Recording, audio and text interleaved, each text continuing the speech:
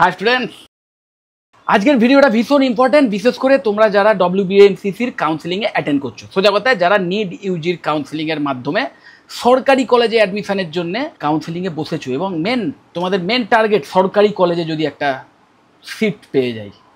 এবং round 1-এর কাউন্সিলিংয়ের result তো already বেরিয়ে গেছে এবং এমন হতেই পারে যে তোমাদের মধ্যে অনেকে আছো যারা হয়তো সিট পেয়েছিল কোথাও, কিন্তু পছন্দ হয়নি, সিট সারেন্ডার করে আলটিমেটলি রাউন্ড 2-তে এসছো। এবং রাউন্ড 2-এর নিশ্চয়ই জানো, গতকাল চয়েস ফিলিং স্টার্ট হওয়ার কথা ছিল রাউন্ড 2-এর, কিন্তু সেই ডেট আবার চেঞ্জ হয়ে 19তে এগিয়ে গেছে। এবং আমি জানি তোমাদের মধ্যে এমনও অনেকে আছো যারা হয়তো রাউন্ড 1-এ পাওইনি এবং তোমরা ওয়েট করছো যে রাউন্ড 2 কখন স্টার্ট হবে এবং চয়েস ফিলিং করবে। ওকে, তাদের জন্য এবং তোমাদের জন্য, বিশেষ করে তোমাদের জন্য যারা অলরেডি বুঝে গেছো যে আমি যে র্যাঙ্ক পেয়েছি অ্যাটলিস্ট সরকারি কলেজে হবে না, সরকারি কলেজে হবে না, এতদিনে যারা বুঝে গেছো। ওকে, কারণ রাউন্ড 1-এর কাউন্সিলিং হয়ে গেছে এবং সেখানে মোটামুটি তোমরা জেনে গেছো যে কে কীরকম র্যাঙ্ক অবধি কোন কোন কলেজে পেয়েছে, ভ্যাকেন্ট সিট কত পড়ে আছে, এইগুলো থেকে একটা আইডিয়া করা যায়। এবং সরকারি কলেজে না হলে আর অপশান কী কী থাকে, প্রাইভেট কলেজে স্টেট কোটা এবং অবশ্যই প্রাইভেট কলেজের ম্যানেজমেন্ট কোটা। তো তোমাদের জন্য কী কী অপশানস আছে এবং তার মধ্যে কোনটা নেওয়াটা বুদ্ধিমানের কাজ হবে সেই নিয়ে ভিডিওটা। Okay, smart alternative without dropping a year. এবার কেন ড্রপিং এ ইয়ার সেটাও আলোচনা করবো। দেখো, দ্য হার্ফ ট্রুথ এটাই, government MBBS seats are very limited and cut offs are very high. If your rank is not enough, don't waste a ইয়ার।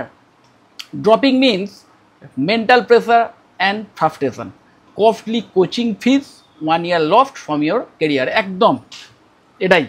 দেখো, প্রথম কথা, ভীষণ কম্পিটিটিভ এবং সরকারি কলেজের যে সিট ভীষণ লিমিটেড, প্রচুর ক্যান্ডিডেট, কম্পিটিশান হাই।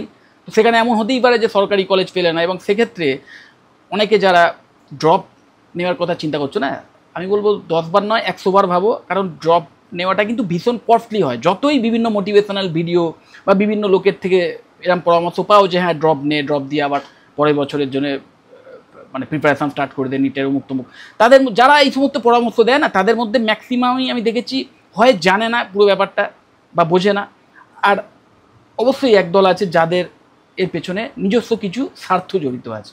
তো তোমরা আশা করি বুঝতে পারছো। তো অবশ্যই ড্রপ নাও, ড্রপ নিতে পারো, সেটা নিতে পারো একটাই শর্তে, যদি নিজেকে এটা প্রশ্ন করে অ্যান্সারটা এটা পাও যে হ্যাঁ আমার ইগনোরেন্সের জন্যে রেজাল্ট খারাপ হয়েছে বা কোনো এক আনঅ্যাভয়েডেবল কারণের জন্য রেজাল্ট খারাপ হয়েছে, কিন্তু রেজাল্ট আরও ভালো হতে পারে, আমি জানি আমার মধ্যে সেই ক্ষমতা আছে, আমি 100% শিওর যে আমি পারবই, নিতে আরও বেটার র্যাঙ্ক হতে পারতো, কোনো একটা পার্টিকুলার কারণে পরীক্ষা খারাপ হয়েছিল বা আমার প্রিপারেশানে কিছু খামতি ছিল, এবছর আমি বুঝে গেছি কী খামতি ছিল এবং সেইভাবে নিজেকে করবো। এবং আমি জানি তোমাদের মধ্যে যারা অলরেডি সেটা বুঝে গেছো না, তারা সেইভাবে প্রিপারেশান করছো, তারা কারোর থেকে পরামর্শের ওয়েটও করবে না, তারা কারোর পরামর্শের জন্য ওয়েটও করবে না, তারা অলরেডি ড্রপ নিয়েছো এবং সেই ওয়াইজ পড়াশুনো স্টার্ট করে দিয়েছে, যারা সেই বিষয়ে শিওর। আর কিন্তু যারা ওই দোনামোনার মধ্যে আছো না, যে কী করবো, অনেকে বলছে ড্রপ নিয়ে নে, অনেকে বলছে ড্রপ নিস না, অমুক তোমার কী করবো বুঝে উঠতে পারছি না, দোনামোনায় থাকলেই বুঝবে যে তুমি নিজের ওপর 100% শিওর নয়। এবং আমি তোমাদের গ্যারান্টি দিয়ে বলছি যে যারা ড্রপ নেয় এরকম দোনামোনার মেন্টালিটির মাধ্যমে, তাদের মধ্যে মেজরিটি, তাদের মধ্যে কেন এমনিতেও ওভারঅল যারা ড্রপ নেয় তাদের মধ্যে সাকসেস রেট তুমি যদি দেখো, সেই সাকসেস রেট একদম ভীষণ নগণ্য। একদম ওই ডেডিকেটেড কিছু স্টুডেন্ট ছাড়া ম্যাক্সিমাম স্টুডেন্টই কিন্তু 1 বছর কেন 2 বছর 3 বছর 4 বছর ড্রপ নিয়েও একই জায়গায় পড়ে থাকে। এবার এটা শুধু নিটের ক্ষেত্রে নয়, ইভেন JEE ক্ষেত্রেও, মানে JEE অ্যাডভান্সের মতো এক্সামের ক্ষেত্রেও। তো অবশ্যই ড্রপ নেওয়াটা কিন্তু ভীষণ কস্টলি, শুধু ওই কোচিং সেন্টারের যে ফিস সেটার জন্য নয়, বা একটা টাইম 1 বছর নষ্ট হচ্ছে সেটার জন্য নয়, তোমার নিজের আত্মবিশ্বাসের জন্য মন ভেঙে যায়। তো অবশ্যই ড্রপ নেওয়ার আগে 100 বার ভাবো। এবং ড্রপ নেওয়াটাকে আমি কখনোই খুব বিশাল কিছু ভালো কাজ বলে মনে করি না। একদম ওই যারা কারুর কথা একদম শুনবেই না, একদম 100% ডেডিকেটেড, এবং যারা ড্রপ নেওয়ার আগে অন্যের থেকে পরামর্শও নেবে না, তারা ড্রপ নিচ্ছে, ঠিক আছে, কোনো ব্যাপার না। কিন্তু তুই যদি দোনামোনার মধ্যে থাকো, ড্রপ নিও না। যাই হোক, টু স্মার্ট অল্টারনেটিভস নিয়ে এবার আলোচনা করি। দুটো স্মার্ট অল্টারনেটিভ তোমাদের জন্য আছে, তার মধ্যে অবশ্যই একটা প্রাইভেট MBBS যে কলেজগুলো আছে সেখানে স্টেট কোটা বা ম্যানেজমেন্ট কোটার মাধ্যমে যদি সিট পাও। দেখো, এবার স্টেট কোটার মাধ্যমে সিট পেলে তো তাও আমি বলবো অবশ্যই ভালো, যদিও ফিসটা অনেক বেশি হয় গভর্নমেন্ট কলেজের তুলনায়, তাও ওই মন্দের ভালো। যদি তোমার ফ্যামিলির ফিনান্সিয়াল কন্ডিশন ম্যাচ করে যায়, তোমরা যদি বেয়ার করতে পারো, অবশ্যই স্টেট কোটার মাধ্যমে অ্যাডমিশন নিতে পারো। ম্যানেজমেন্ট কোটার ফিস একদম ভীষণ হাই হতে পারে, 50-60 লাখ থেকে শুরু করে 1 কোটি টাকার ওপর অবধি যেতে পারে।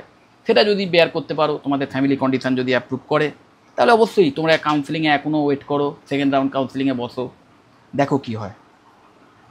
ওকে, ফিনান্সিয়াল কন্ডিশন যদি ম্যাচ করে যায় তাহলে সেই অপশানও তোমরা দিতে পারো। কারণ এমন উদাহরণও আছে যে স্টুডেন্ট ম্যানেজমেন্ট কোটার মাধ্যমেই এমবিবিএস করে ইন ফিউচার ভালো ডাক্তার হয়েছে, নিজের কেরিয়ারকে তো অবশ্যই মজবুত করেছেন এবং রোগীর সেবাও করেছেন, ভালো ডাক্তারবাবু হয়ে উঠেছেন। হতেই পারে এমন স্টুডেন্ট, হতেই পারে যে হয়তো এন্ট্রান্স এক্সাম অব্দি সিরিয়াস স্টুডেন্ট ছিল না, কিন্তু আলটিমেটলি ফিনান্সিয়াল কন্ডিশন ভালো ছিল, র্যাঙ্ক একটু পেছনের দিকে হওয়া সত্ত্বেও ম্যানেজমেন্ট কোটায় অ্যাডমিশন পেয়ে যায় কোনো প্রাইভেট কলেজ, এবং তারপর সেই যে 5.5 বছরের পড়াশুনো, সেই সময় সিরিয়াসলি পড়াশুনো করেছে। হতেই পারে একজন স্টুডেন্ট যখন তখন চেঞ্জ হতে পারে, তার কোয়ালিটি অফ এডুকেশান বা তার পড়াশুনোর যে কোয়ালিটি, তার ডেডিকেশান, মোটিভেশান যাই বলো, বা তার কনসিস্টেন্সি, এটা একভাবে লেগে থেকে কোনো বিষয় শেখার যে কনসিস্টেন্সি, সেইটা হয়তো নতুন করে ডেভেলপ হতেই পারে। তো এমনটা হতেই পারে, এমনটা যদি হয় অবশ্যই তোমরা এই প্রাইভেট এমবিবিএসে ম্যানেজমেন্ট কোটার থ্রু থেকে যে অ্যাডমিশনের ব্যাপারটা অবশ্যই সেটা অপ্ট করতে পারো, এবং অবশ্যই জানো যে তার জন্য তোমাদের এই কাউন্সিলিংয়ের মাধ্যম দিয়ে আসতে হবে। তো কাউন্সিলিংয়ের জন্য ওয়েট করো। এছাড়া আর একটা যে অপশান আছে, যেটাও কোনো অংশেই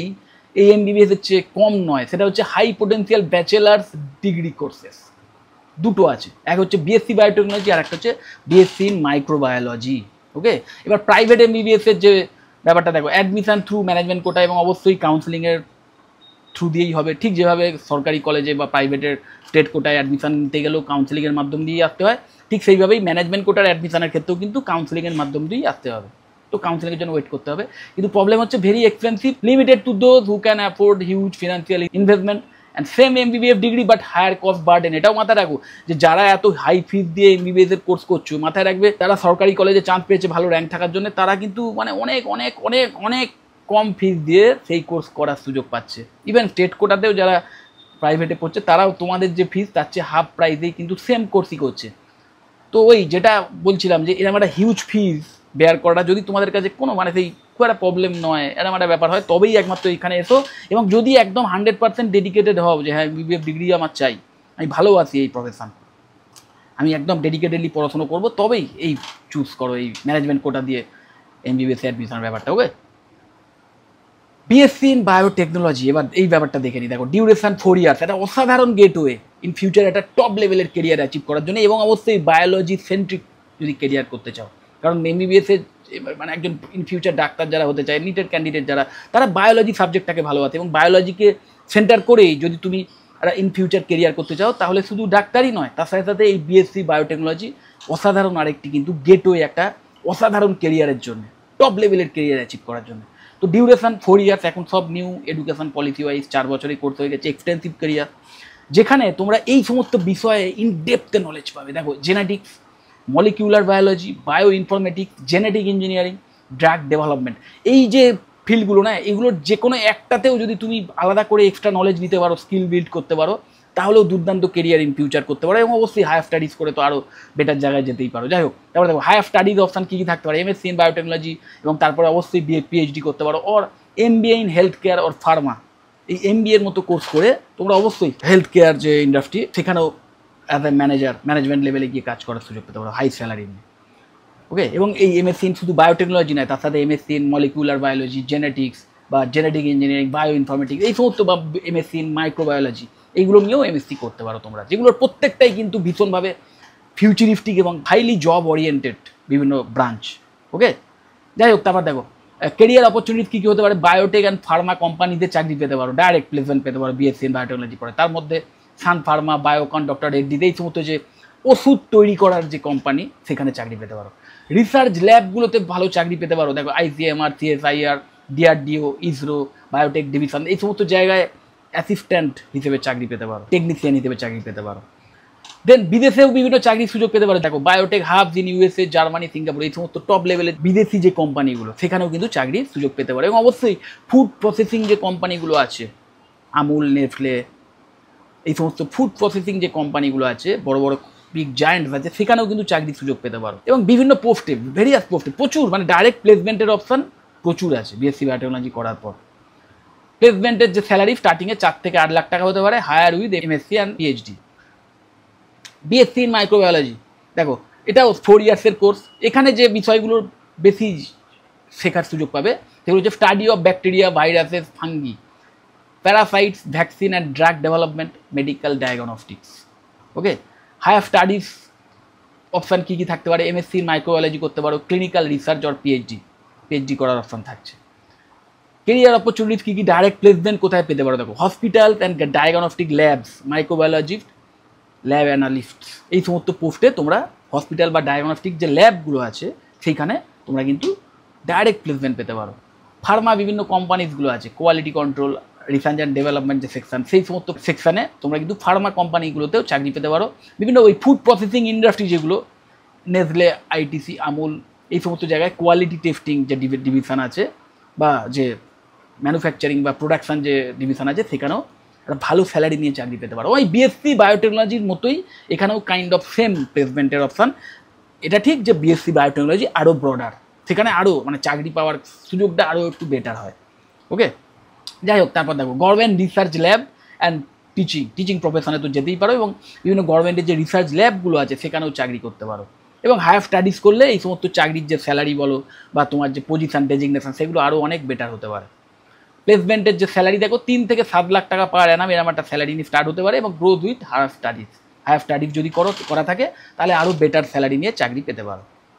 why this courses are excellent, দেখো both courses are job oriented are in high demand worldwide, এবং ভীষণভাবে ফিউচারিস্টিক, ফিউচার দাঁড়িয়ে আছে এর ওপর। এটা এমন কোনো ফিল্ড নয় যে ফিল্ডে ইন ফিউচার তেমন ভ্যাকেন্সি থাকবে না, বরং যত দিন যাবে আরও ভ্যাকেন্সি বাড়বে। কারণ মানুষের শরীরকে ভালো রাখার জন্য এই ইন্ডাস্ট্রি, মানুষের শরীরের যে রোগ ব্যাধি সেইগুলোকে আইডেন্টিফাই করা, সেই মতো ট্রিটমেন্ট করা, তার জন্য যে ওষুধ ভ্যাকসিন সেইগুলো আবিষ্কার করার সঙ্গে জুড়ে আছে এই ইন্ডাস্ট্রি। প্লাস বিভিন্ন ওই ফুড প্রসেসিং যে ইন্ডাস্ট্রি, মানুষের খাবার দাবার, এবং মানুষের খাবার দাবার যাতে আরও বিজ্ঞানসম্মতভাবে তৈরি করা যায়, আরও হেলদি করা যায়। ওকে, যে বিভিন্ন ক্রপস, সেই ক্রপস যাতে আরও কম জায়গায় বেশি উৎপাদন করা যায়, জেনেটিক্যালি মডিফাইড অর্গানিজম, নিশ্চয়ই জানো যে জিএমও যে প্রোডাক্ট, সেগুলোর ফলন যাতে আরও বাড়ানো যায়, যে কম চাষযোগ্য জমি সেখানে আরও বেশি আমার ফলন দরকার, তো সেই টাইপের যে সমস্ত শস্য দানা তৈরি করার যে ইন্ডাস্ট্রি সেইগুলো, প্লাস এমন পেস্টিসাইড মানুষের শরীরে কোনো ক্ষতি করবে না কিন্তু গাছপালাতে পোকামাকড় জমতে দেবে না, এই টাইপের মানুষের শরীরে ক্ষতিকারক নয় এমন পেস্টিসাইড তৈরি করার যে কোম্পানি, বা ফার্টিলাইজার, এমন ফার্টিলাইজার যে ফার্টিলাইজারেরও কোনো সাইড এফেক্ট মানুষের শরীরে পড়বে না, এই সমস্ত যে ইন্ডাস্ট্রিগুলো আছে, মানে পরিবেশকে দূষণ মুক্ত করার জন্যে যে সমস্ত টেকনোলজিক্যাল অ্যাডভান্সমেন্টের প্রয়োজন, সেই সমস্ত বিষয়ে জুড়ে আছে এই বায়োটেকনোলজি বা মাইক্রোবায়োলজির বিভিন্ন ইন্ডাস্ট্রি বলো বা বিভিন্ন প্রোডাকশান বলো, প্লাস বিভিন্ন রিসার্চ ওরিয়েন্টেড কাজ বলো। সো বোথ বিভিন্ন ইন্ডাস্ট্রিতে গিয়ে ডাইরেক্ট চাকরি পাওয়ার ক্ষেত্রে হোক বা ইন ফিউচার রিসার্চ ওরিয়েন্টেড ফিল্ডে গিয়ে কাজ করার ক্ষেত্রে হোক, দুটো ক্ষেত্রেই প্রচুর যোগ্য ক্যান্ডিডেটদের প্রয়োজন, প্রচুর স্কিলফুল ওয়ার্কারদের যেমন প্রয়োজন, তেমন প্রচুর নলেজেবল এবং ভীষণভাবে ডেডিকেটেড সায়েন্টিস্টদের প্রয়োজন। কারণ প্রচুর জিনিস এখনও রিসার্চ চলছে এবং আরও অনেক কিছু ইনোভেশন হওয়া বাকি আছে, এবং যেটা কিনা হতেই হবে, না হলে মানুষ এই পৃথিবীতে সাস্টেন করতে পারবে না। তো ভীষণভাবে ফিউচারিস্টিক, প্রচুর ভ্যাকেন্সিজ ইন ফিউচার আসবে। শুধু তোমরা যে এই বায়োটেকনোলজি বা মাইক্রোবায়োলজি রিলেটেড যে ইন্ডাস্ট্রি সেখানে গিয়ে এই চাকরির সুযোগ পাবে তা নয়, তার সাথে সাথে আইটি ইন্ডাস্ট্রিতেও ইভেন ডাইরেক্ট প্লেসমেন্টের ভালো অপরচুনিটিস পেতে পারো। Lower investment compare to private MBBS বা strong ROI, return on investment ভীষণ স্ট্রং এমবিবিএস এর তুলনায়। এমবিবিএস প্রাইভেটে বললাম যেটা ম্যানেজমেন্ট কোটায় যদি এমবিবিএস করার সুযোগ পাও তাহলে যে ROI সেটা কিন্তু ভীষণ একটা রিস্কি জোনে চলে যায়, একটা হিউজ ইনভেস্টমেন্ট করে ফেলছো এবং 5.5 বছর পরে এমবিবিএস ডিগ্রি নিয়ে বেরোবে, এবং নিশ্চয়ই জানো এমবিবিএস ডিগ্রি নিয়ে বেরোনোর পরেই সঙ্গে সঙ্গে একটা হিউজ কিছু স্যালারি পাওয়া যায় না, আলটিমেটলি তোমাদের মাস্টার ডিগ্রি করতে হয়। নিশ্চয়ই জানো মানে যত হায়ার স্টাডিজ করতে পারবে তবেই কিন্তু এই এমবিবিএস কেরিয়ারে বা ডাক্তারি লাইনে গিয়ে একটা ভালো কেরিয়ার অ্যাচিভ করা যেতে পারে। তো এটা লঙ্গার পিরিয়ড, মানে যে ইনভেস্টমেন্টটা করছো তার রিটার্ন আসতে অনেক বেশি সময় লাগতে পারে। ওকে, এটা অনেক রিস্ক ফ্যাক্টর বেড়ে যায় যারা ম্যানেজমেন্ট কোটার মাধ্যমে এমবিবিএসে অ্যাডমিশন নেয়, এটা মানতেই হবে। কিন্তু এই টাইপের কোর্সে যদি অ্যাডমিশন নাও, একটা প্রাইভেট কলেজ, আমাদের ম্যাকাউড অ্যাফিলিয়েটেড বেশ কিছু ভালো প্রাইভেট কলেজ আমাদের ওয়েস্ট বেঙ্গলেই আছে, যে কলেজগুলোতে সাবজেক্ট ওয়াইজ একদম ডেডিকেটেড ফ্যাকাল্টি মেম্বাররা আছেন, যাদের ইন্ডাস্ট্রি এক্সপিরিয়েন্স আছে, হাইলি কোয়ালিফাইড, মানে ইন্টেন্সিভ ট্রেনিংয়ের ব্যবস্থা করা হয়, বিভিন্ন ইন্ডাস্ট্রিতে ভিজিট করিয়ে ট্রেনিং সেশনের আয়োজন করা হয়, প্লেসমেন্টের কমপ্লিট সাপোর্ট দেওয়া হয়, ইন্টার্নশিপের সুযোগ তো অবশ্যই দেওয়া হয়। এই টাইপের কলেজেও না টোটাল যে কোর্স ফি 3 লাখ টাকার মধ্যে, টোটাল 4 বছরের যে কোর্স ফি, তো বুঝতেই পারছো কত কম ফিজে তোমরা প্রাইভেট একটা ভালো কলেজ থেকে এই টাইপের কোর্স করার সুযোগ পাবে। এবং এখনও যে সমস্ত কলেজে অ্যাডমিশন চলছে ডাইরেক্ট অ্যাডমিশনের মাধ্যমে অ্যাডমিশন হবে, ওকে। এবং সেই কলেজে যদি 4 বছর ধরে ঠিকমতো পড়াশোনা করো এবং তোমার টার্গেট যদি থাকে এরকম যে আমি একটা প্লেসমেন্ট চাই 4 বছর পর, সেটাই তুমি পেয়ে যাবে, কারণ সেই সমস্ত কলেজে প্লেসমেন্টের কমপ্লিট অ্যাসিস্ট্যান্স দেয়। এটা যেটা বলছিলাম যে শুধু বায়োটেকনোলজি, এমনিতেও বায়োটেকনোলজি বা মাইক্রোবায়োলজি নিয়ে রিলেটেড যে ইন্ডাস্ট্রিগুলো সেখানে ভ্যাকেন্সি যত দিন যাবে আরও বাড়বে। তো 4 বছর পর তোমার কোর ফিল্ডেই চাকরি পাওয়ার সম্ভাবনা ভীষণ হাই থাকছে। প্লাস ওই যেটা অল্টারনেটিভ হিসেবে তো অবশ্যই তোমরা আইটি সেক্টরেও ভালো স্যালারি নিয়ে চাকরি পেতে পারো। তো আরওআইটা অনেক অনেক বেশি প্রাইভেটে এমবিবিএস করার তুলনায়, আরওআই অনেক অনেক বেশি এই টাইপের কোর্সে যদি admission now. Opportunity to work in India or abroad, একদম আমাদের দেশের শুধু নয় বিদেশে আরও বেটার সুযোগ পাবে। এবং আমাদের দেশেও এখন প্রচুর ইনিশিয়েটিভ নেওয়া হয়েছে সরকারি তরফ থেকে, প্লাস বিভিন্ন প্রাইভেট তরফ থেকেও, প্রাইভেট অর্গানাইজেশন তরফ থেকেও এই বায়োটেকনোলজি রিলেটেড বা মাইক্রোবায়োলজি রিলেটেড বিভিন্ন প্রোডাক্ট তৈরি করার যে ইন্ডাস্ট্রি সেখানেও, প্লাস বিভিন্ন রিসার্চ ওরিয়েন্টেড যে ফিল্ডগুলো সেখানেও ইভেন প্রচুর ইনভেস্টমেন্ট করা হচ্ছে, চলছে বিভিন্ন রিসার্চ ওয়ার্ক আমাদের দেশেও। সো বিদেশে গিয়ে চাকরির প্রচুর সুযোগ তো আছেই, আগেও ছিল এবং যতদিন যাবে অবশ্যই আরও বাড়বে। কিন্তু আমাদের দেশেও তুমি যদি ভাবো যে আমি আজ থেকে 4 বছর পর এই বিএসসি বায়োটেকনোলজি বা মাইক্রোবায়োলজি নিয়ে পড়ার পর এবং তারপরে হায়ার স্টাডিজ করে আমার দেশেই একটা ভালো চাকরি পেতে চাই বা আমাদের দেশেই একটা ভালো রিসার্চ ওরিয়েন্টেড কাজের সঙ্গে যুক্ত হতে চাই, সেই সুযোগও প্রচুর পাবে, কারণ হিউজ ইনভেস্টমেন্ট হচ্ছে, প্রচুর নতুন নতুন ওই মানে কর্মক্ষেত্র বা ভ্যাকেন্সিস কিন্তু আসছে যত দিন যাচ্ছে, এবং এটা বাড়বে, এটা কিন্তু কমবে না, এটা গ্রোয়িং। তো ফাইনাল অ্যাডভাইস এটাই, don't waste time by dropping a year, it's mentally draining and costly. If you can afford private MBBS is an option. কিন্তু ওই যদি তোমার মনে হয় যে না আমার কাছে অত ফিস দিয়ে পড়ার মতো, এমবিবিএসের কোর্স করার মতো অত হিউজ ফিস দেওয়ার মতো ক্ষমতাও নেই, বা থাকলেও আমি দেবো না, আমি এত হিউজ ফিস দিয়ে পড়াশোনা করবো না, একটা 1 কোটি টাকার কোর্স করবো, 1 কোটি টাকা দিয়ে একটা কোর্স করবো, যে কোর্স অন্যান্যরা অনেক অনেক কম খরচে করে ফেলছে, শুধু আমি যেহেতু ভালো করতে পারিনি বলে আমার একটা কোর্স করবো, আমি অত বাবা আমার ইন্টারেস্ট নেই, এই টাইপের মেন্টালিটি যদি হয় তাহলে অবশ্যই ড্রপ না নিয়ে, ড্রপ নেওয়াটা সবচেয়ে ওয়ার্স্ট ডিসিশন। অবশ্যই তোমাদের জন্য BSc biotechnology or BSc microbiology can give you a bright, respected and high paying career. কারণ মাথায় রাখবে ওই প্রথম কথা, একটা ভালো স্যালারি নিয়ে যেমন চাকরির জীবনেও ঢুকতে পারো এবং ইন ফিউচার সেখানে কেরিয়ারে পদোন্নতি হওয়ার সম্ভাবনা ভীষণ হাই থাকে, কারণ হিউজ জব ওরিয়েন্টেড, প্রচুর কাজের সুযোগ, এবং স্কিল যত তুমি কাজ করবে তোমার এক্সপিরিয়েন্স যত বাড়বে, আরও বেশি স্কিল তুমি অর্জন করবে, আরও বেটার পজিশনে যাবে, এবং হায়ার স্টাডিজ করে যদি চাকরিতে ঢুকো তাহলে তো আরও বেটার স্যালারি নিয়ে চাকরি পেতে পারো, একদম কেরিয়ারের টপ জায়গায় যেতে পারো, মানে একদম কর্পোরেট কেরিয়ারের টপ জায়গায় যেতে পারো।